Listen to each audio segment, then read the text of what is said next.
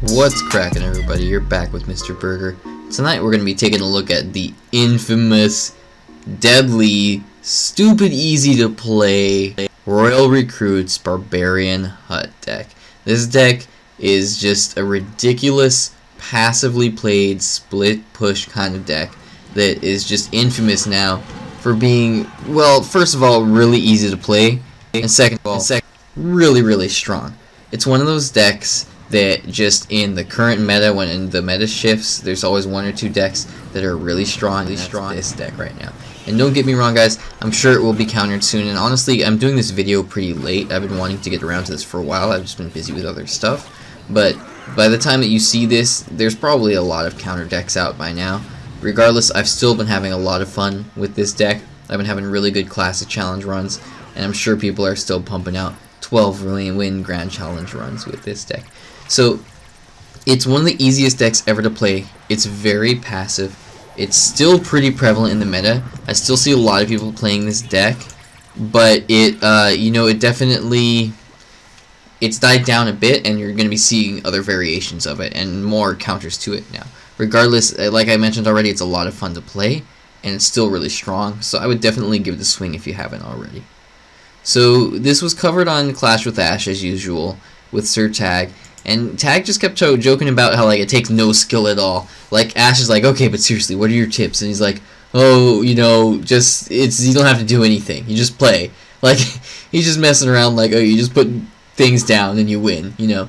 And, you know, there's definitely some strategy to it. You don't literally just put stuff down. But it is relatively easy to pick up and play. It's a great beginner deck, and it's easy to just kind of put stuff down willy-nilly compared to other decks where placement and timing might be a lot more key. This deck has a lot more potential to just wreck stuff late game by getting a massive push going, regardless of how you may have been doing earlier on in the match. So there's a lot of split push pressure with this deck. You got the archers, you got the Royal Recruits, you got the Goblin Gang, and then you can also put like the Battle Ram in one lane and the Dark Goblin in the other lane, which is, you know, both of these cards are log bait kind of cards, so generally you're going to be seeing them like logging one but not the other. Obviously they can't log both unless they're running mirror, but that's a whole different story and, you know, very uncommon. And same thing with the Goblin Gang. You know, you could put the Goblin Gang on one side and then the Battle Ram on the other. So I like to cycle a lot of the split push cards in the back. You'll see that. I'll do that with the Royal Recruits, I'll do that with the Goblin Gang, I'll do that with the archers a lot. And sometimes I'll split them up further up depending on how I've got a push going. But you can see here I was able to just push both lanes at once, and there was pretty much nothing that he could do. I was basically able to overwhelm him. Now if you're wondering why I had a cut here and I'm all of a sudden looking different, I was having some issues with replays. You know, there was a lot of bugs in this last patch, and replays were causing the game to crash right when there was a certain thing done when you won the battle or lost a battle. So anyway, let's go ahead and continue on with this match and this deck now that that issue has been resolved. So there's definitely, on top of this strong element of split pressure, there's, you know, a really large presence of log bait. So if you see them log, you really want to capitalize on that, and you want to try to take advantage of that.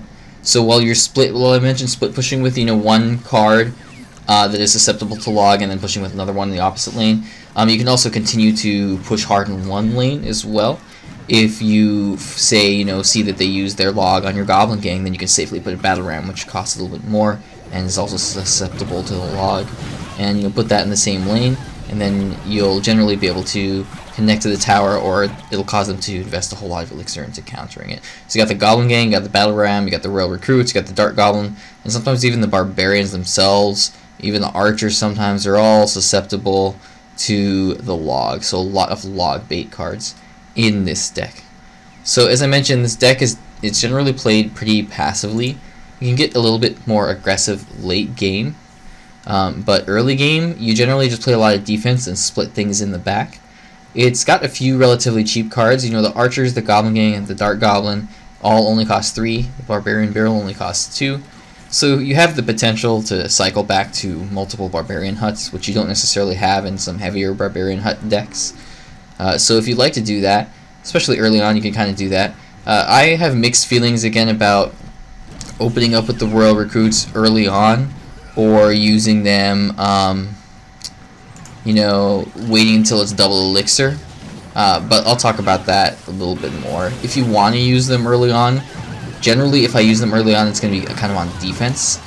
If I've got a little big elixir advantage, then I might use them in the back or something like that. But for the first 2 minutes or so, I'm generally just going to be using my other cheaper cards and cycling Barbarian Huts and trying to play defense, kind of play passive, chip away at their tower, and then late game just absolutely overwhelm them.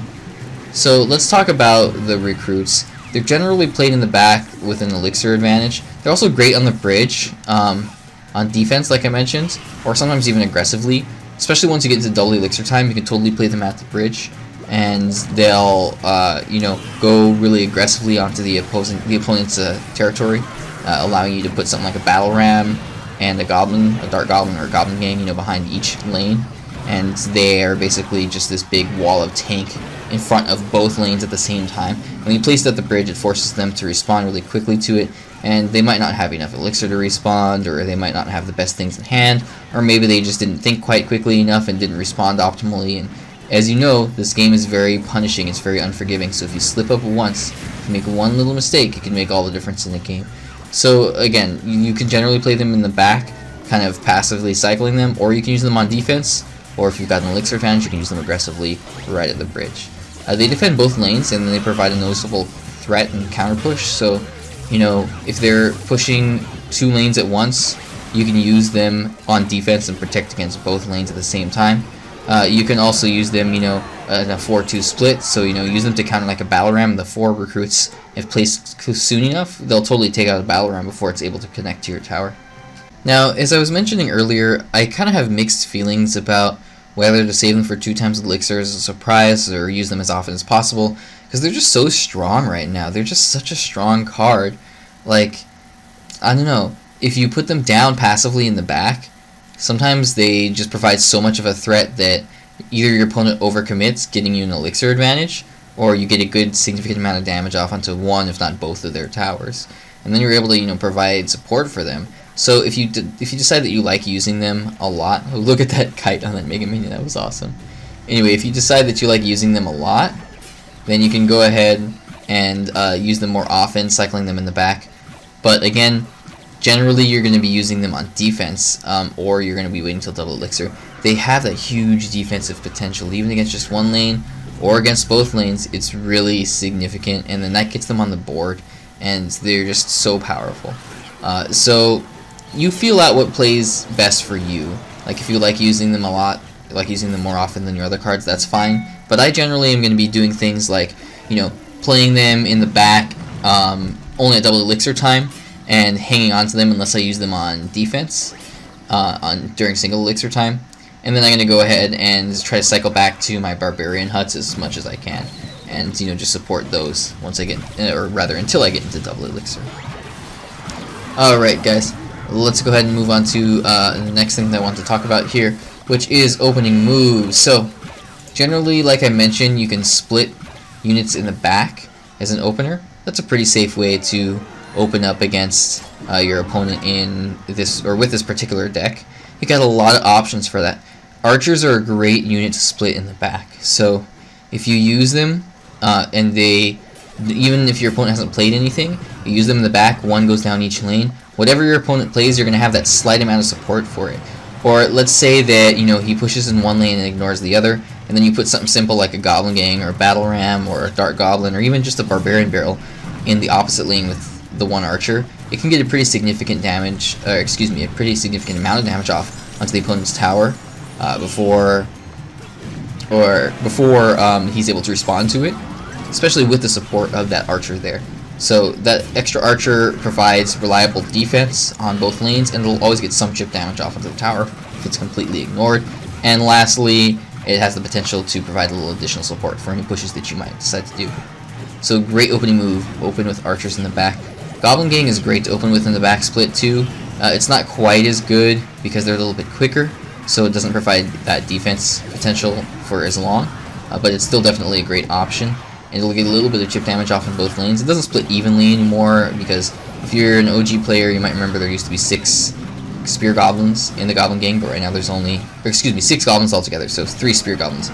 Right now there's only 2 spear goblins, so you'll always get a split of 2 regular gobs and to the right, and 1 regular gob to the left. I guess that doesn't really make sense. Whether it had been 6 goblins or not, you would still get that uneven split. It would have been, what is it, 4-2 rather than 3-2. Alright, let's check out this 3 Musketeers matchup, and this is actually going up against the Ram Rider, the new card. I did actually unlock this card, so I'm going to go ahead and try to do a video on that pretty soon if I get the opportunity to do so. So, more opening moves. You could use your Dart Goblin in the back. You could also possibly even open with a Barbarian Barrel.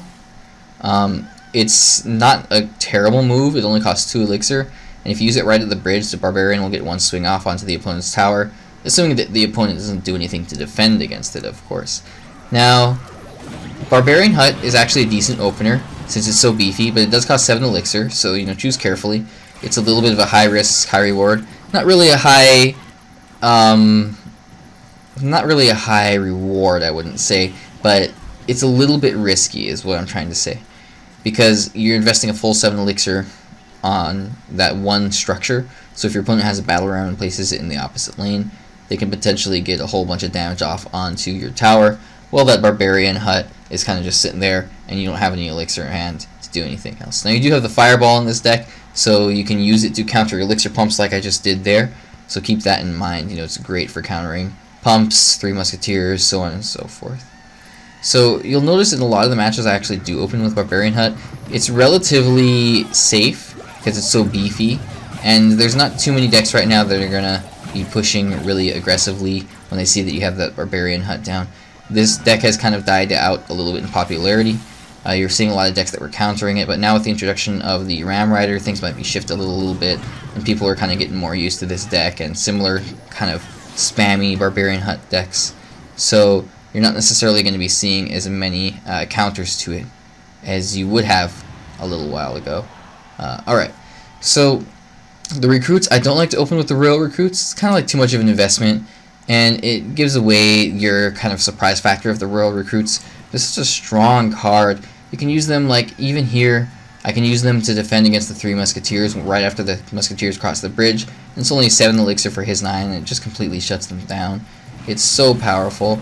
But you don't want to open with it because then it kind of gives it away, and you want to have that surprise factor. I want him to not know that I have the Recruits so that I can use them right there to counter that bandit and the 2 Musketeers on the left, and so on and so forth, and the 1 Musketeer on the right. So if you do open with it, it's probably going to be on defense, but you don't want to like passively cycle it in the back as your opener move. Alright guys, that is pretty much it for opening moves, so let's go ahead and talk about card replacements, and then we will call it a video. So, for the Royal Recruits, I was thinking about this.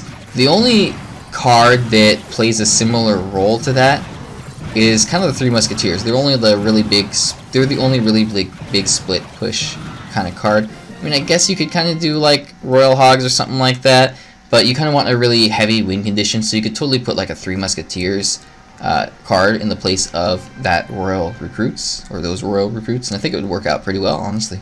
For the Goblin Gang, probably another kind of log bait card like Skeleton Army. Skeleton Army is generally the go-to replacement for the Goblin Gang.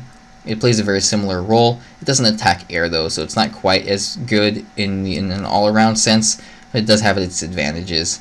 It's got a really solid amount of DPS, but it can be zapped out and they'll all instantly die. So there's some upsides and downsides to it, but if you don't have the Goblin Gang leveled up and you do have the Skeleton Army leveled up, that's definitely a legitimate replacement for it. It would work out great in this deck. If you don't have either of those leveled up to tournament standard level, level 9, then you can go ahead and probably put in another log bait card. Spear Goblins would work out just fine, maybe even Goblin Barrel if you wanted to have a little bit of fun with it. Maybe even some guards or something like that, some sort of a swarm unit, something that plays a similar role and is susceptible to log. For the archers, probably another range support, just a classic range support like the Musketeer. But honestly, archers are only common, they're unlocked at training camp, so you should probably, if you're going to have anything up, you might have enough cards to have them up to level 9. But just in case you don't, and maybe you only invested in like your Musketeer, you could put like the Musketeer in there, maybe even like the Spear Goblins, any sort of range support card. If you want to get fancy, you might be able to put like a Wizard or an Ice Wizzy in there. An Ice Wizzy would work out pretty well actually. Wizard would be pretty expensive though. So Musketeer is going to be my go-to replacement for archers. Usually it's vice versa. For the Ram, you could totally put the new card in there. the, what is it, Ram Rider. So if you want to try the Ram Rider in the place of the Battle Ram, definitely an awesome replacement, and I think it's pretty legitimate right now.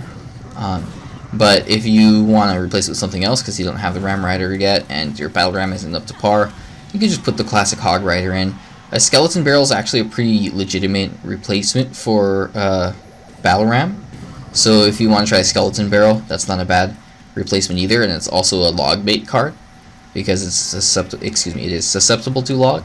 Because once the skeletons drop down, your opponent oftentimes is going to be just logging them. Alright, another log bait card or win condition would be my go-to replacement for the Ram, but those are pretty much, you know, my main choices and my main options for replacements, or suggestions for replacements. For the hut, probably another spawner or a defensive structure. You could go Tombstone, but it kind of got nerfed pretty hard recently, so it's not so great. Maybe you could go for like an Inferno Tower, or a Cannon or something, or a Tesla, but I would probably go for another spawner like maybe the Furnace, or preferably the Goblin Hut. I think Goblin Hut would be a pretty decent replacement for the Barbarian Hut in this particular deck. Plays a pretty similar role, and just a steady stream of units that you can use to apply pressure on your opponent. The next one that we would replace would be the Dart Goblin. My replacement for Dart Goblin would be Princess, if you have Princess. If you don't, you could use Spear Goblins, something like that. You know, another card that's susceptible to log bait, kind of a range support. So one of those two would be a great replacement. For the barrel, just another light spell like a Zap or a Log, maybe even the Giant Snowball. And for Fireball, of course, another medium or heavy spell like Poison.